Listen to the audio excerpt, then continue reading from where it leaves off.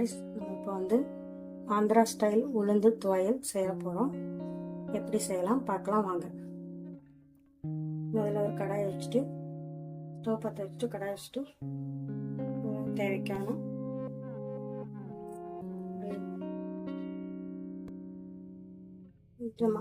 சீரகம் சீரகம்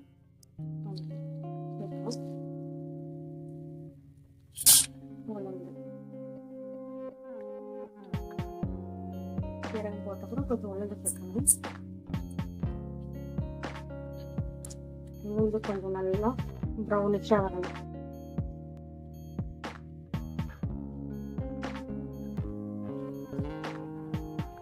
அடுப்பு கொஞ்சம் சிம்லேயே வச்சுட்டு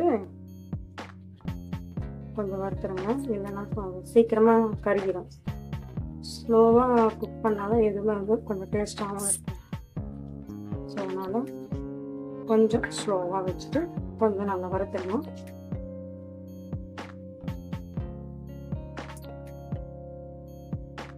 இப்போ பாருங்கள், கலர் சேஞ்ச் ஆகிட்டே வருது. ஸோ ரொம்ப ப்ரௌனிஷாக கிடாதீங்க, அப்புறம் கசப்பு தன்மை வந்துடும். ஸோ இந்த மாதிரி இருந்தால் போதும். இந்த அளவுக்கு இருக்கும்போது எடுத்து மிக்ஸி ஜாரில் போட்டுடலாம்.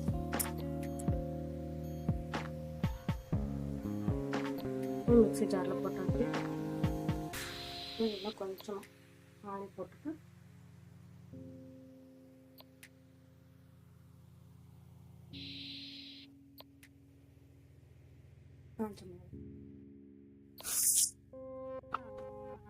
காஞ்ச மிளகு உங்கள் காரத்துக்கு ஏற்ற மாதிரி போட்டுக்கணும்.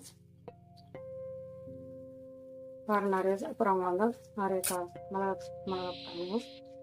கம்மியாக சாப்பிட்றாங்க கொஞ்சம் கம்மியாக போட்டுக்கணும்.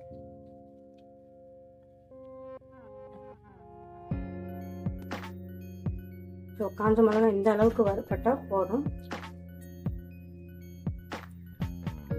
இதையும் எடுத்து மிக்ஸி ஜாரில் போட்டுடலாம். இப்போ வறுத்த காஞ்ச மிளகாயும் மிக்ஸி ஜாரில் போட்டாச்சு. வெங்காயம் போட்டுக்கலாம். வெங்காயம் கொஞ்சம் சேர்த்து கட் பண்ணிக்கணும்.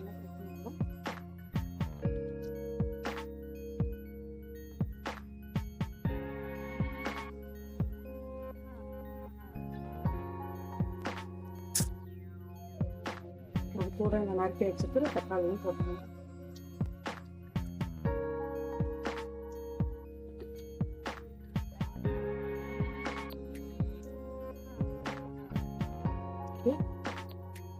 கொஞ்சமாக வெங்காயம் தக்காளி வந்து கொஞ்சம் சீக்கிரம் வேக வைக்கணும். லைட்டாக கொஞ்சம் போட்டுக்கலாம்.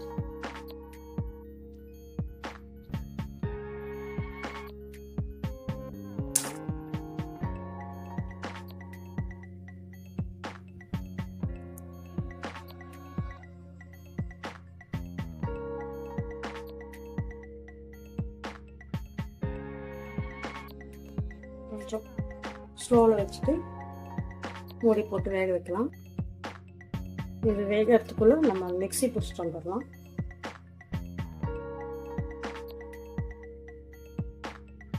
காஞ்ச மிளகா, கொஞ்சமாக உப்பு, இதுலேயும் கொஞ்சம் உப்பு போட்டுக்கலாம்.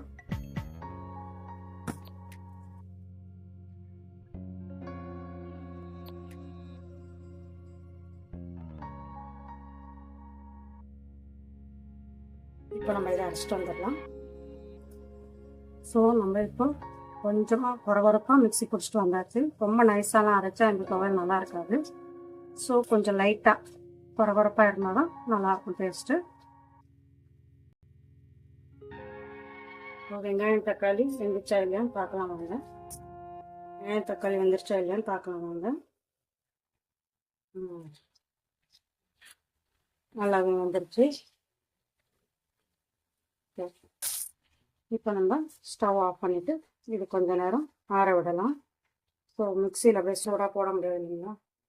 கொஞ்ச நேரம் இது ஆறட்டும். ஸ்டவ் ஆஃப் பண்ணிடலாம். இப்போ வந்து இது நல்லா ஆயிடுச்சு. மிக்ஸி ஜாரில் எடுத்து போட்டுடலாம்.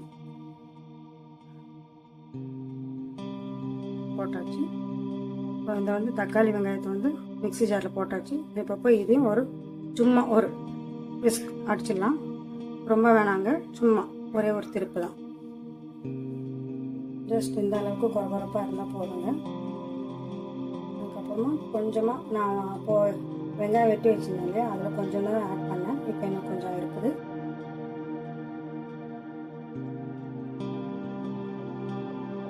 வெங்காயத்தை நம்ம மிக்ஸி ஜாரில் ஆட் பண்ணிடலாம்.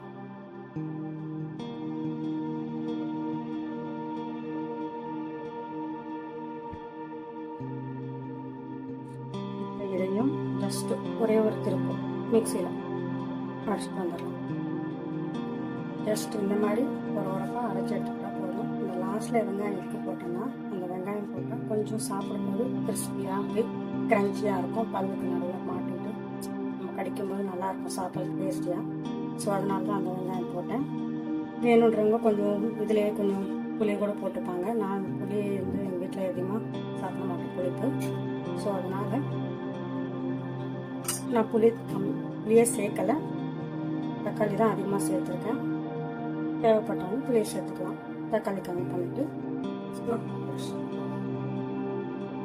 பாத்திரத்தில் மாற்றிக்கலாங்க. இதுக்கு நம்ம தண்ணி வேணுன்றவங்க சேர்த்துக்கோங்க. இல்லை வேண்டாம் எனக்கு தேவைப்பட்டோம் அப்படின்னா இப்படியே கூட சாப்பிடுவோம். இந்த இட்லி தோசை இந்த மாதிரி வந்து நல்லாயிருக்கும். ரைஸுக்கு முக்கியமாக ரொம்ப நல்லாயிருக்கும். ரைஸோட டேஸ்ட் பண்ணி பாருங்கள்.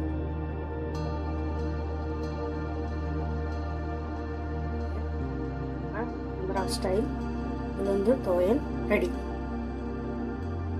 என்னடா இவங்க இன்னும் தாளிக்கலேன்னு பார்க்காதீங்க. இதுக்கு தாளிப்பெல்லாம் தேவையில்லை. வேணுன்றவங்க தாளிச்சுக்கலாம், இல்லைன்னா அப்படியே கூட சாப்பிடலாம். இன்னும் பிரச்சனை இல்லை. எப்படி சாப்பிட்டாலும் டேஸ்ட்டாகவே இருக்கும். ஸோ இந்த வீடியோ உங்களுக்கு பிடிச்சிருந்தா லைக் பண்ணுங்கள், ஷேர் பண்ணுங்கள், காமெண்ட் பண்ணுங்கள்.